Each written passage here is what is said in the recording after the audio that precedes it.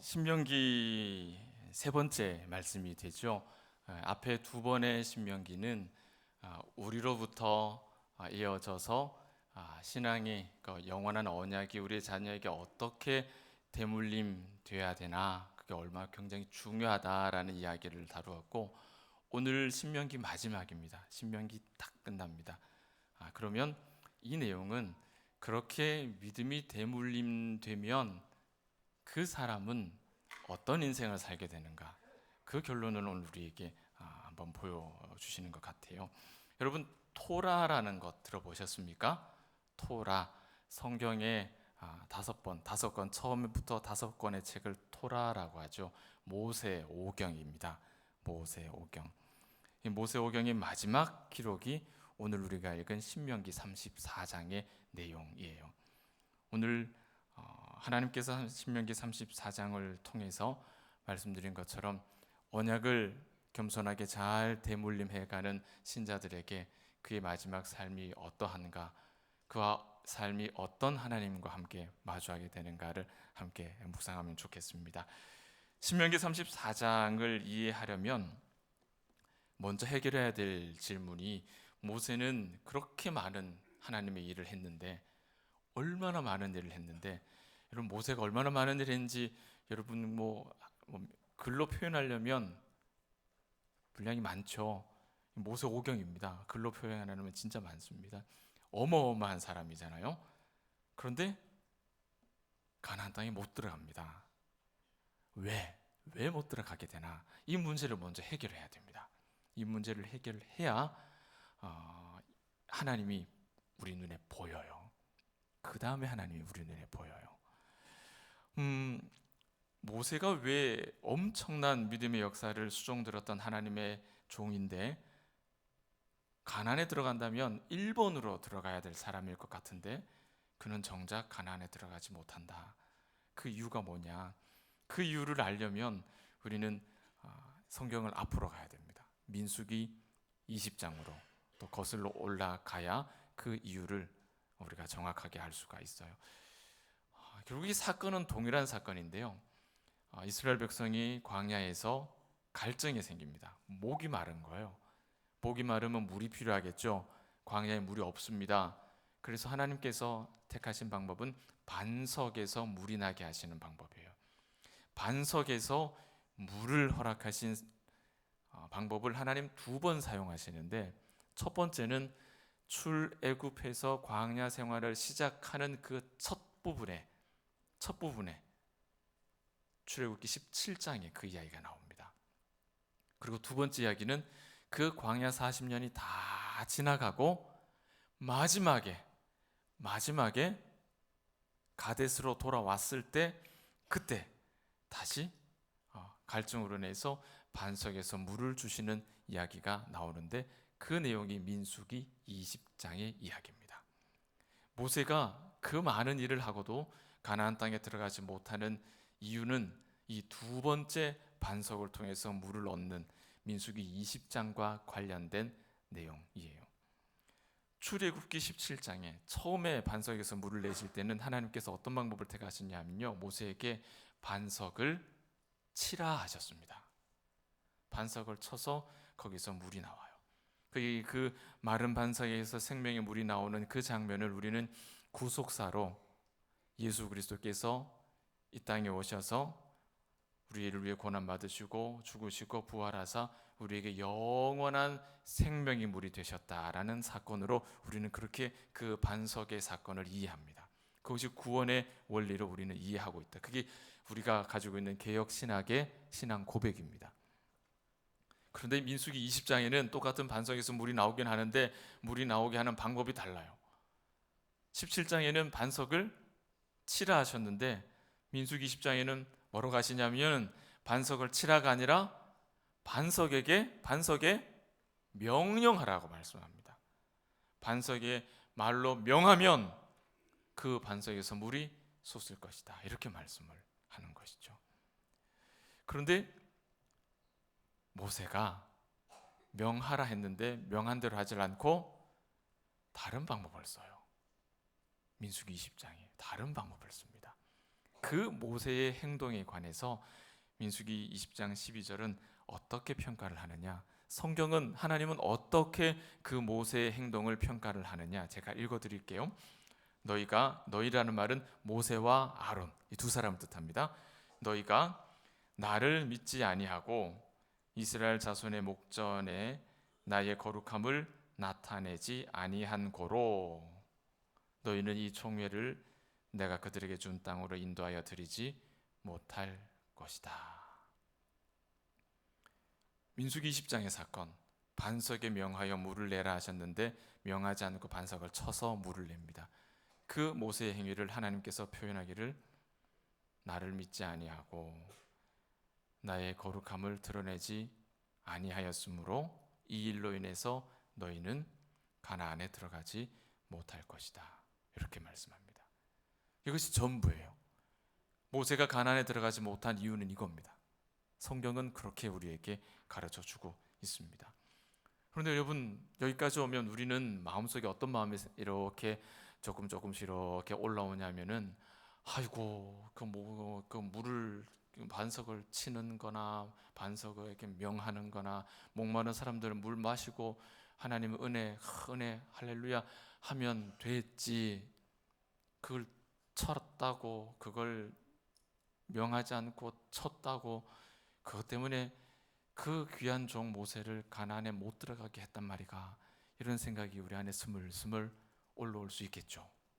어쩌면 그것이 자연스럽게 우리 안에 생겨나는 이야기일 수도 있을 것 같습니다. 그런데 이게 그렇게 큰 잘못인가라는 생각이 들지도 모르는 이 일을 하나님께서는 뭐라고 얘기하십니까? 뭐라고 하나님은 평가하셨습니까? 분명히 민수기 20장 12절에 말했죠. 너희가 나를 믿지 아니하고, 이렇게 평가하셨어요. 또 하나는 뭡니까? 너희가 이스라엘 자손의 목전에서 나의 거룩함을 드러내지 않았다. 그러니 단순히 돌을 쳤다, 명했다, 이 행위의 문제가 아니고요, 하나님께서 모세와 아론을 뭐라고 어떻게 평가하십니까? 너희가 행동을 잘못한 게 아니라 근본적으로 뭔 문제입니까? 너희가 나를 믿지 않았다. 믿음의 문제로 하나님은 평가하고 계신다는 겁니다. 믿음의 문제다. 행위의 문제가 아니라 믿음의 문제였다. 모세와 아론은 반석에서 물을 내시는 하나님을 경험을 했죠. 출애굽기 17장에서 탁 쳐서 물이 콸콸콸 솟는 경험했습니다. 그런데 두 번째 반석 앞에서 이 모세와 아론은 명령만 하면 물이 나온다 하셨는데 거기까지 미치지 못한 거예요. 그래서 또 과거에 했던 대로, 자기가 경험해 봤던 방법대로 또 반석을 칩니다. 믿음의 문제였던 겁니다. 전적인 신뢰가 이루어지질 않고 그 신뢰에 뭐가 붙습니까?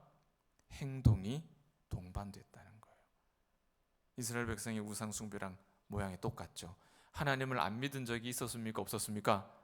단 한순간도 하나님을 안 믿은 적은 없었습니다. 그런데 뭐 때문에 망했습니까? 하나님과 다른 것을 함께 붙잡았기 때문에 그것이 우상이 됐던 거죠. 똑같아요. 하나님을 믿었어요. 하나님을 따라왔어요. 그런데 전적으로 명령하면 된다라는 말씀을 못 믿어요. 그래서 행위가 동반된, 이게 우상인 거죠. 모세와 아론은 이 이스라엘 백성들의 지도자입니다. 여러분 지도자의 상징은 하나님을 온전하게 드러내는 거죠. 하나님을 온전하게 드러내는 겁니다. 하나님의 그 속성을 우리 안에서 이렇게 드러내는 겁니다. 그 속성을. 그런데 그들의 행동은 순전한 말씀의 능력을 의심하는 것이었고, 결과적으로는 하나님의 능력을 사람들 앞에 드러내지 못하고 이렇게 가려버리는 일이 되었습니다. 심각한 죄죠. 그래서 아이고 돌로 치나 돌한테 명령하나 그게 뭐 중요하다고 그걸 못 들어가게 하노, 이런 생각이 우리에게는 너무나 가벼운 생각이고 하나님께서는 그것을 너무나 무겁게 여기신다는 거예요. 더 중요한 일은 이유는 좀 전에 말씀드린 것처럼 이 사건이 구속사적으로 너무나 심각한 문제를 가지고 온다는 거예요. 반석에서 물이 나온 첫 번째 사건은 출애굽기 17장이라 했습니다.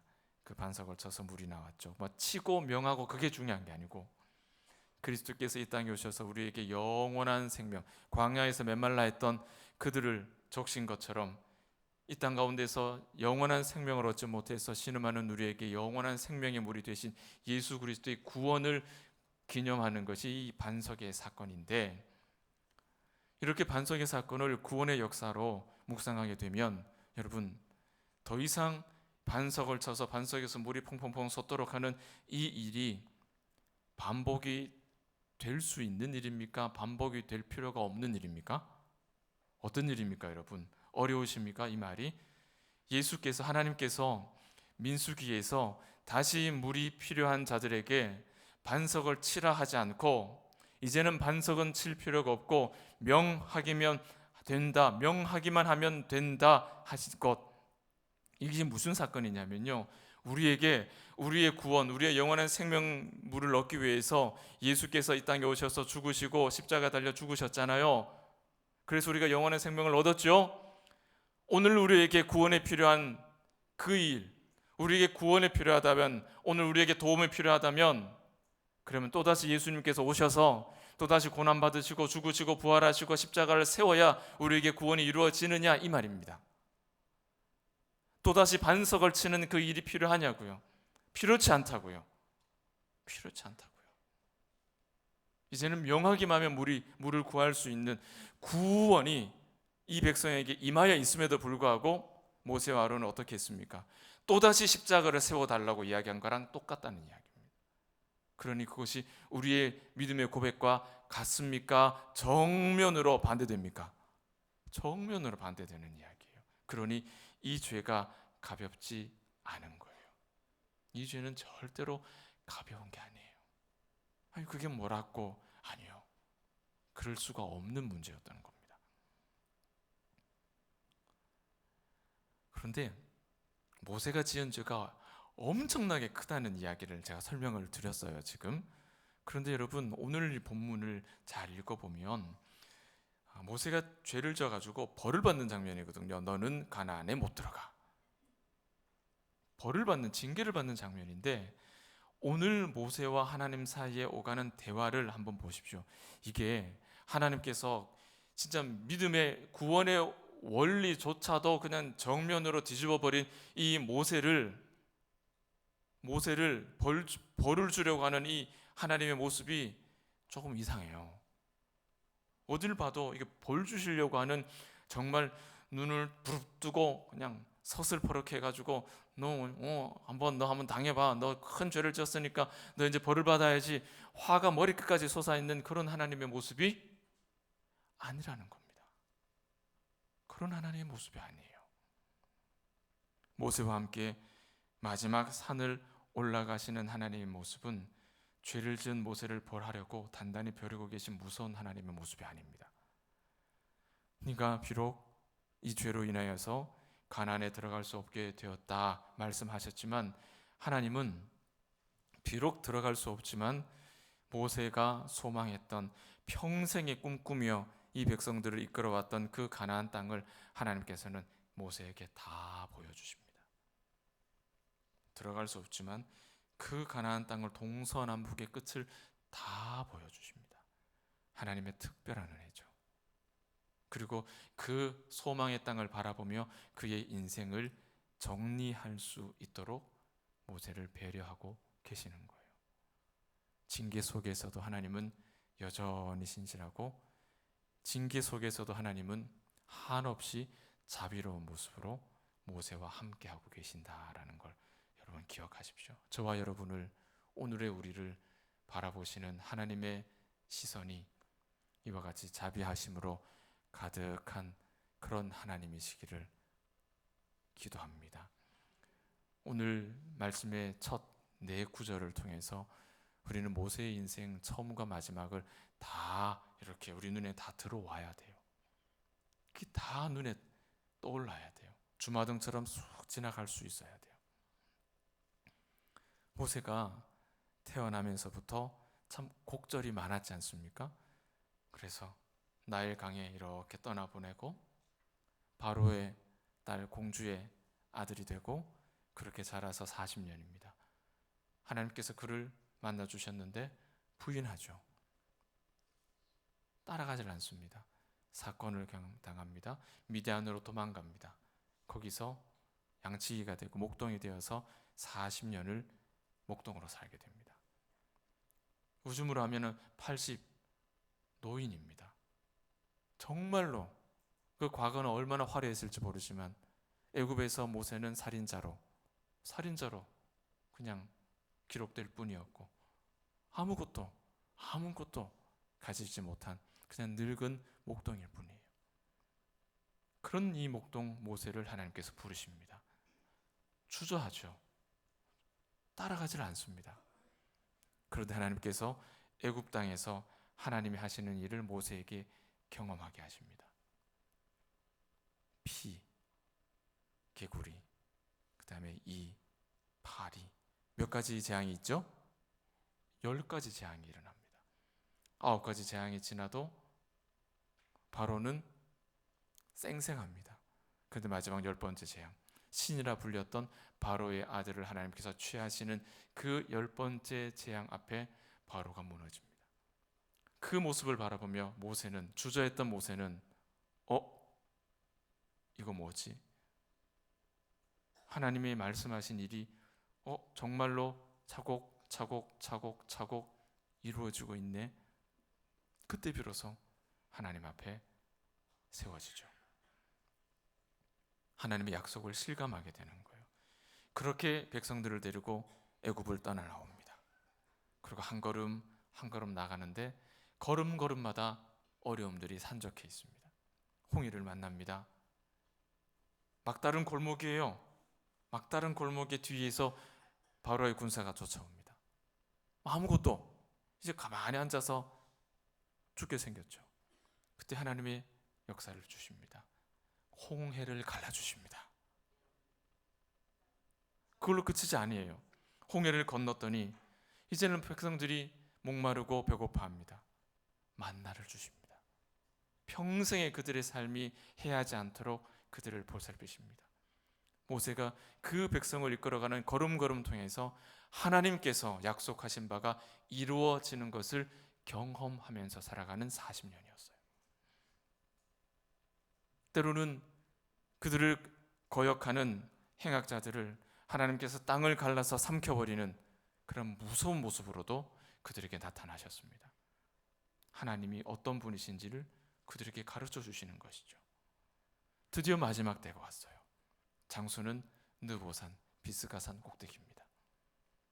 하나님께서 그렇게 한 걸음 한 걸음 약속하신 말씀을 이루어가는 장면들을 차곡차곡 보아왔던 모세, 이제는 마지막 이 산을 넘으면 약속하신 가나안 땅으로 입성하는데 하나님의 말씀합니다. 너는 들어갈 수가 없어. 얼마나 마음이 절망할까요? 그러나 그 모세를 산 꼭대기로 하나님께서 인도하셔서 네가 경험해왔던 그 약속이 마침내 이루어진 그 환상을 모세에게 보여주십니다. 너는 들어가서 경험할 수 없지만, 너의 눈으로는 볼 수 없지만 내가 너에게 보여주마. 동쪽 끝에서 서쪽 끝, 북쪽 끝에서 남쪽 끝까지 하나님께서 약속하신 가나안 땅의 모든 지경을 이 모세로부터 다 보게 하시는 겁니다. 여러분, 연약한 인생이 하나님의 약속을 품으면 그 인생은 위대한 인생이 돼요. 아브라함도 우상 파는 사람에 불과했습니다. 믿음의 조상 처음부터 그렇지 않았어요. 모세도 80 먹은 호호 할아버지일 뿐이었습니다. 목동일 뿐이었어요.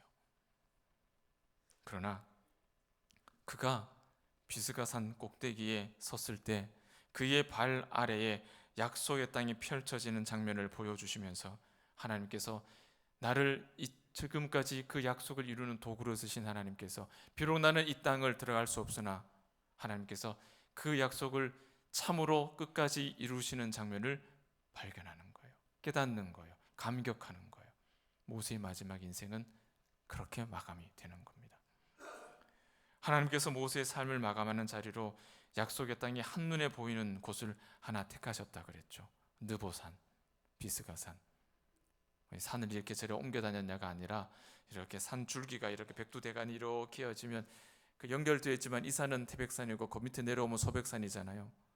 그런 그 줄기의 산이었다고 보시면 돼요. 그 산이 그 산입니다. 그런데 여러분, 비스가산 꼭대기 올라가서는요, 이스라엘 전체 동서남북이 다 보이질 않습니다. 안 보여요. 이 가나안 땅, 이스라엘 유대 땅이 강원도만 하다고 말씀드렸죠. 강원도만 하다고. 여러분, 앞산 꼭대기 올라가면 저기 백두산 안 보입니다. 뭐 너무 멀어서 안 보일까요? 저 가야산 잘 안 보입니다. 안 보입니다. 동해 안 보입니다. 서해 안 보입니다. 그런데 사람의 눈으로는 볼 수 없는 그 모든 하나님의 약속의 땅을 하나님은 하나님의 초자연적인 역사를 통해 모세에게 다 보여주시는 거예요. 네가 평생에 꿈꾸며 내 백성들을 이끌어왔던 그 약속의 땅이 이와 같단다. 너는 들어갈 수 없지만 이곳에서 내가 약속한 그 땅을 바라보아라. 이것이 너의 꿈이었단다. 하나님 모세에게 주신 또 하나의 특별한 선물이죠. 이어지는 5절과 6절의 말씀은 더 특별한 하나님의 배려가 숨어 있는 것 같습니다. 여러분, 이런 질문, 이런 생각 한번 해보지 않으셨습니까? 모세의 묘가 어디쯤 있을까? 성경은 모세의 묘를 아무도 모른다 그랬잖아요. 오늘 본문에도 그렇게 기록을 하잖아요. 근데 어디에 있는지 안 궁금하세요? 비스가산 어디라는데, 느보산 어디에 있다는데, 모세의 묘가 어딘지 안 궁금하십니까? 그거 찾으면 인류 최고의 고고학적 발견 아니겠습니까? 모세의 묘를 찾는다면. 여러분, 묘를 이렇게 만들었다는 건 누군가가 죽은 모세를 장례 치렀다는 말이죠. 맞습니까, 여러분? 누가 모세 장례 치렀을까요? 한번 생각해 보셨습니까, 여러분? 누가 모세의 장례를 치러줬을까요? 이거 우리 의문이지 않습니까? 이스라엘 백성이 나중에 이제 모세를 발견해서 묘를 했을까, 장례를 치렀을까? 성경은 그렇지 않다라고 정확하게 표현합니다. 오늘 우리가 여러분이 읽은 말씀에 다 그 답이 있습니다. 통상적인 방법으로 모세가 죽었다면 아마 모세는 이스라엘 백성의 아마 요즘으로 하면 국장으로 장례가 치러졌겠죠. 국장으로 치러졌을 겁니다. 어마어마하게 성대하게 치러졌을 겁니다. 그 묘도 보통 사이즈가 아니었을 거예요. 그러면 이 모든 백성들이 이스라엘 백성이 모세를 장사하였다 이렇게 기록이 되겠죠. 그런데 오늘 이 6절의 말씀을 히브리 말로 이렇게 들여다보면요, 어떻게 되어 있냐면은 그가 모세를 장사하였다 이렇게 기록되어 있습니다. 그들이가 아니라 그가 단수예요. 한 사람이, 누군가 한 사람이 모세를 장사하였다 그렇게 기록하고 있다고요. 오늘 우리가 읽은 본문 안에서 한 사람, 모세를 장례 치를 가능성이 있는 한 사람이 누굴까요? 아론일까요? 아론은 이 산에 오르질 않았습니다. 분명히 이 산에 오른 사람은 모세 하나예요. 하나님이 그와 함께 동행하셨고요. 누가 모세의 장례를 치렀을까요? 가능성이 제일 높은 건 누굴까요? 하나님이시죠. 하나님께서 그의 사랑하는 종의 장례를 치르신 겁니다. 그렇기 때문에 아무도 그의 묘를 알 수가 없어요. 이것이 하나님께서 모세에게 베풀어 주신 가장 은혜로운 호의, 선물이죠. 모세는 평생을 하나님과 동행했지요. 그런데 어느 순간까지요? 죽음의 순간까지 하나님과 동행했고, 죽음 이후에도 하나님께서 그를 장사를 치러주시는 은혜 위에 은혜를 맛본 자가 모세라고 하는 믿음의 사람입니다. 그리고 9절 이하의 말씀, 이런 모세에 대한 평가가 성경에 기록되어 있어요. 이 평가를 읽으면 하나님께서 모세를 얼마나 사랑하셨는지 우리가 알게 됩니다. 10절 말씀 보실까요? 하나님께서 평가하시는 모세는 이런 사람입니다. 그 후에 모세와 같은 선지자가 다시 일어나지 않았다. 모세와 같은 선지자가 그 이후에 없었다는 이야기입니다. 여호와를 대면해서 아는 자래요. 여호와를 대면해서 아는 자. 여호와께서 그를 보내사 바로와 신하들과 그 온 땅의 이적과 기사와 권능과 위엄을 행하게 하셨다. 이런 자가 없었다고요. 그 이후에. 자, 요즘 말로 표현하면 모세는 전무후무한 사람, 전무후무한 하나님의 사람이었습니다. 가나안 땅에 들어가지 못했지만 명실상부하게 전무후무하게 하나님께서 가장 사랑한 사람이 모세였다는 것에는 의심할 여지가 없어요. 말씀을 믿습니다.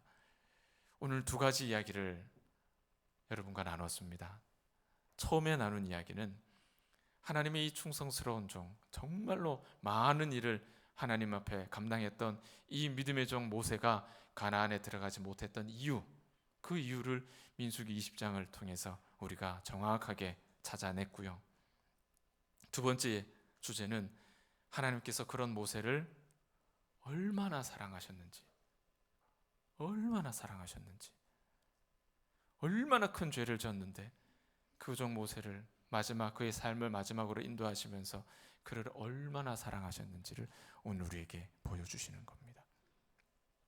신명기의 마지막 장, 죄인 모세를 벌하는 이 장면, 그러나 이 제목과는 달리 여러분, 이 내용이 어떻습니까? 우리 마음속에 따뜻하게 해주잖아요. 여러분 마음을 따뜻하게 만들어주지 않습니까? 죄인인 모세를 마지막까지 함께 동행하시고 그의 마음의 평생의 소원을 이루지 못할 그 소원을 하나님께서 환상을 통해서 다 보여주시고 그를 안식하게 하시고 그를 친히 장례지어 치러주시는, 이것이 하나님께서 모세에게 주신 벌이었던 거예요. 벌받는 장면이 왜 이렇게 따뜻할까요? 벌받는 장면이 우리에게는 왜 이렇게 은혜가 될까요? 어둡지 않습니다. 하나님과 함께 소망의 땅을 눈으로 확인하는 특권을 누렸죠. 에녹처럼 마지막 하나님께서 친히 마무리해 주셨습니다. 그리고 성령은 뭐라고 말씀합니까? 그를 향해서 다시는 그와 같은 선지자가 없었다라고 그렇게 평가를 해줍니다. 이 모든 것이 죄인을 향한 하나님의 자비로운 마음. 그래서 오늘 우리는 이 말씀을 읽으면서 다른 어떤 것이 아니라 언약의 대물림 앞에 신실하게 살아가는 우리의 삶의 여정, 그 마지막에 우리가 발견해야 할 마지막 결론은 자비로우신 하나님을 만나는 거예요. 우리의 삶이 자비로우신 하나님을 만날 자신이 없다면 여러분 우리가 잘못 살고 있는 거고요.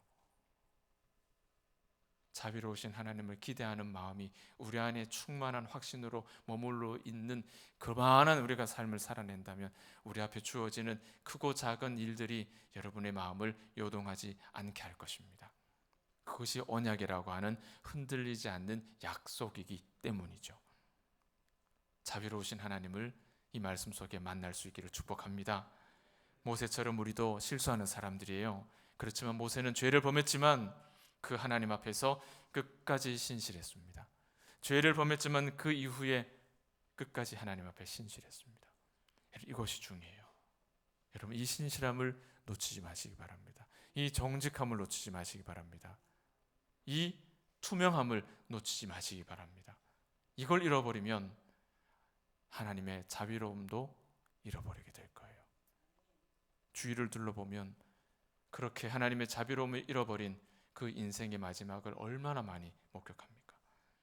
우리에게 주어진 삶의 어느 한순간이 때로는 여러분의 삶을 어렵게 하고 고민하게 하고 낙심하게 하더라도 우리를 향한 이 변하지 않는 하나님의 이 신실함, 그 자비로우심을 우리의 가슴 속에 품고 새기고 확신하고 그 확신이 희미해지지 않도록 우리의 삶을 하나님 앞에 신실함과 순전함과 정직함과 투명함으로 잘 지켜간다면 오늘 모세가 경험했던 그 마지막 자비로운 그 하나님을 우리의 인생의 마지막에도, 우리의 자손들의 인생의 마지막에도 그 하나님과 함께하는 궁극적인 은혜와 복이 저와 여러분의 가정 가운데 떠나지 않을 줄 믿습니다. 기도하겠습니다. 고마우신 아버지